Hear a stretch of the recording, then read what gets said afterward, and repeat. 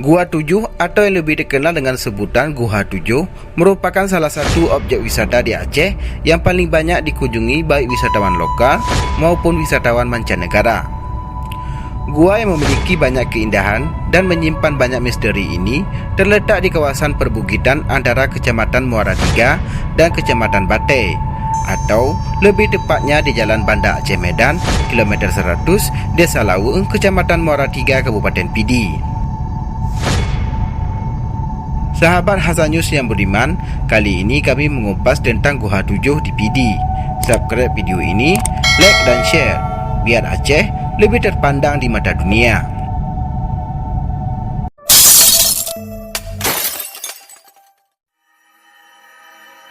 Para pengunjung yang datang pernah mencoba mengukur seberapa panjang gua ini, namun mereka gagal menemukan ujungnya, hingga diyakini bisa sampai ke Arab. Gua Tujuh ini sering dijadikan sebagai tempat pertapaan. Mereka percaya bahwa gua ini merupakan media perjalanan para ulama untuk melakukan ibadah haji ke Mekah. Gua ini memiliki 7 terowongan yang konon kabarnya salah satu di antara 7 terowongan tersebut dapat membawa seseorang untuk sampai ke Mekah. Tapi hingga kini belum pernah ada orang yang mampu mencatat jarak masing-masing terowongan tersebut, sehingga tidak ada yang mengetahui terowongan yang mana yang dapat tembus hingga ke Mekah.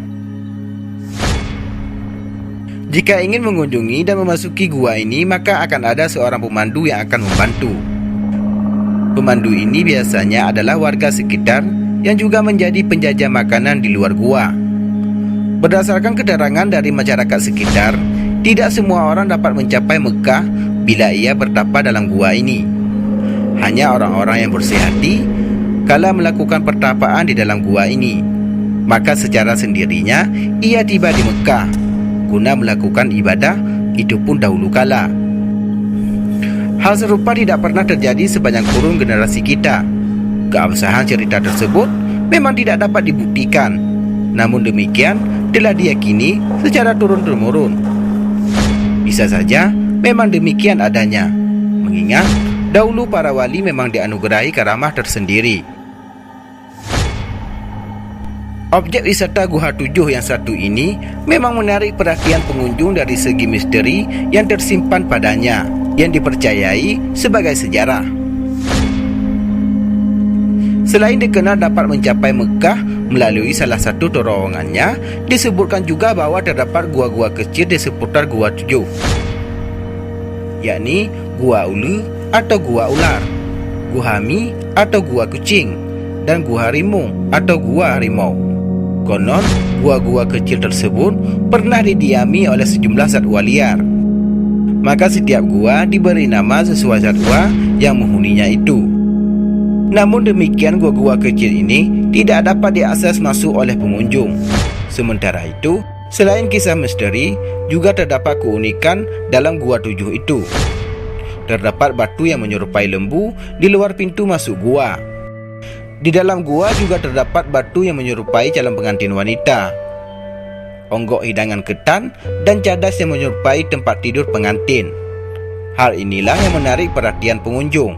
Bahkan akhir-akhir ini ada yang mengadakan pemotretan di sana dengan mengenakan gaun dan riasan lengkap tentunya. Selain itu terdapat sebongkah karang yang menyerupai sebuah batu besar.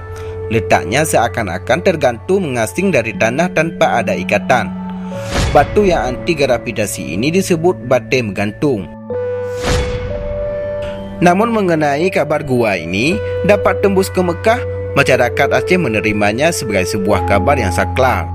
Bahkan sebagian orang tidak menyebutnya wisata, melainkan berziarah ke Gua Tujuh.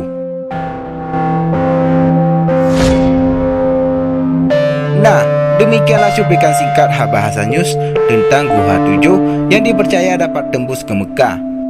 Mitos atau nyata tentang kebenaran cerita ini, komen di bawah ya.